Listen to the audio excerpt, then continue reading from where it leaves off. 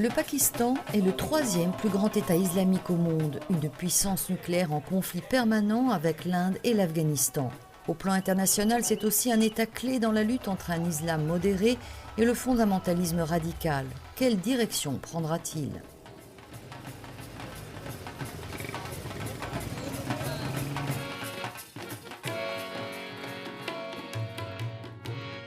La population pakistanaise s'élève à 190 millions d'habitants, ce qui fait de lui le 6e pays le plus peuplé de la planète. La société est une société jeune dont la moyenne d'âge est de 22 ans et l'espérance de vie maximale 66 ans, avec un taux de croissance démographique élevé. 45% de la population est analphabète. Les personnes qui y vivent forment une mosaïque d'ethnies très différentes entre elles, en partant des Punjabis qui détiennent la plupart des postes administratifs, en passant par les habitants de la province du Sindh, essentiellement agricoles, gouvernés par de riches propriétaires terriens, jusqu'aux Baloutches et Patanes dans les zones montagneuses les moins accessibles du nord-est. Des clans qui vivent encore selon des lois ancestrales. Les jours de gloire des territoires qui forment aujourd'hui le Pakistan remontent à 2500 ans avant la naissance du Christ, période durant laquelle les villes des civilisations de la vallée de l'Indo, parmi les plus anciennes du monde, étaient en expansion.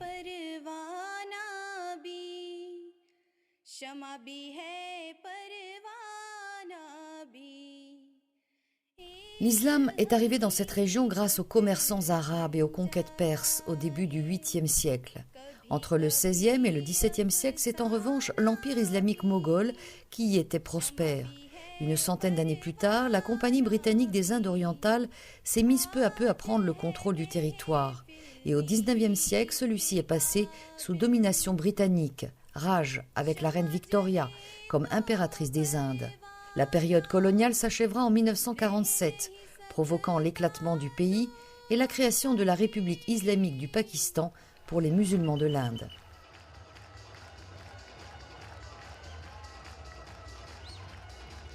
Le dialogue avec l'Inde reste un sérieux défi pour le gouvernement pakistanais. La dispute qui entoure le Cachemire, toujours irrésolue, a déjà conduit à 2 conflits armés. La Troisième Guerre s'est achevée en 1971 avec l'Est du Pakistan qui, après s'être gagné son indépendance, est devenu le Bangladesh.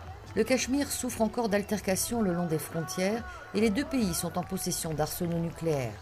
La guerre avec l'Afghanistan se révèle tout aussi destructrice, tandis que la collaboration officielle entre le gouvernement et les États-Unis n'aide pas à augmenter la popularité des autorités parmi les citoyens, surtout entre les Patanes.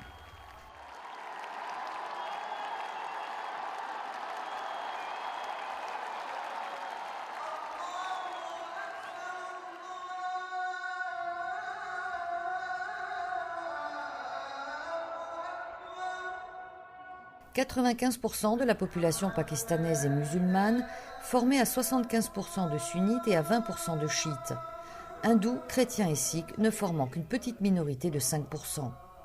Mohamed Ali Jinnah, le père fondateur du Pakistan, un avocat pas particulièrement croyant, avait reçu une éducation à l'anglaise. Son objectif était de créer un État séculier où l'islam aurait eu une influence unificatrice, avec une société multiethnique, où chaque citoyen aurait bénéficié des mêmes droits devant la loi, indépendamment de son appartenance religieuse.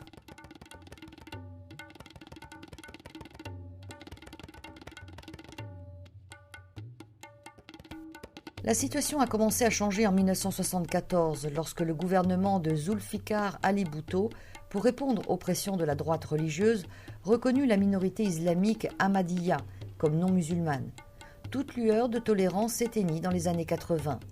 Le pays se retrouva sous le joug du général Zia-ul-Haq et de son gouvernement, qui s'allièrent aux imams radicaux et aux conservateurs de l'armée et introduisirent des éléments de la loi islamique, de la charia. Malgré ses 65 ans d'existence, le Pakistan cherche toujours sa voie. Le pays a survécu à tant de coups d'État militaires et à l'assassinat de grands hommes politiques. Le conflit entre les partisans d'un gouvernement laïque, soit les membres d'une élite instruite et moderne, et quelques membres de l'armée, et les fondamentalistes musulmans qui souhaitent un État religieux fondé sur les lois de la charia, se poursuit inlassablement.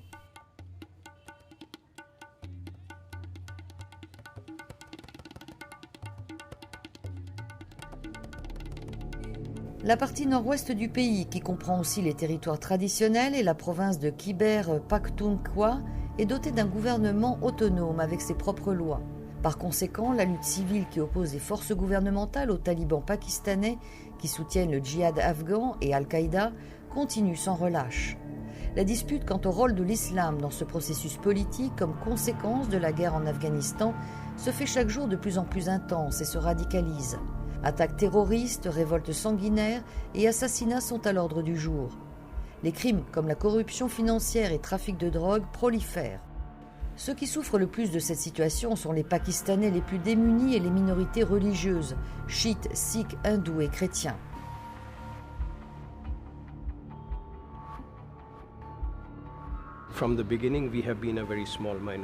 Dès le début, nous sommes une petite minorité, environ 2%. Et maintenant, à cause de tant de facteurs comme l'augmentation de l'extrémisme islamique et de l'intolérance, nous nous trouvons dans une situation très difficile. Il y a eu des attaques ciblées contre des églises et tant d'histoires de blasphème qui ont déclenché de grandes violences contre les chrétiens.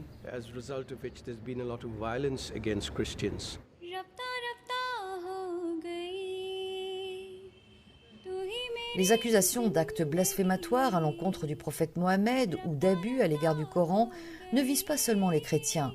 Les musulmans sont beaucoup plus victimes de ces lois que les chrétiens, mais dans leur cas, c'est pour légitimer l'extermination d'individus et de communautés entières. La peine encourue pour un blasphème est la condamnation à mort, après de rapides procès qui se basent sur des preuves superficielles, devant de petites cours de justice, sous la pression d'imams locaux et de foules prises d'excès de zèle et fougueuses. Jusqu'à présent, ces sentences ont été annulées par la Cour suprême et les accusés sont obligés de vivre pendant des années dans des cellules de la mort, dans l'attente d'un verdict du tribunal, tandis que leurs familles sont à leur tour obligées de fuir pour aller se cacher. Vu les circonstances actuelles, les chances que cette loi utilisée improprement soit changée sont très minces, pour ainsi dire nulles. Discrimination dans le travail, violences et enlèvements, violences sexuelles et conversion forcée de jeunes femmes à l'islam sont quelques-uns des défis auxquels les chrétiens, une des minorités pakistanaises les plus pauvres et les moins instruites, doivent faire face. We are at a very critical point, and I'm talking on the level of Pakistan, in our history. Nous sommes à un moment critique de notre histoire, je parle de l'histoire du Pakistan.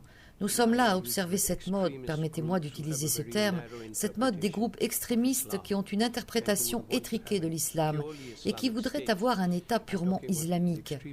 Je fais allusion à une vision extrémiste qui refuse complètement la démocratie. Je crois que la majeure partie des musulmans au Pakistan n'est pas comme ça. Ce sont des musulmans très modérés. Mais les forces extrémistes en ce moment sont en train de gagner du terrain. Elles gagnent du terrain non pas en cherchant à conquérir l'esprit des gens, mais en utilisant la force et la violence.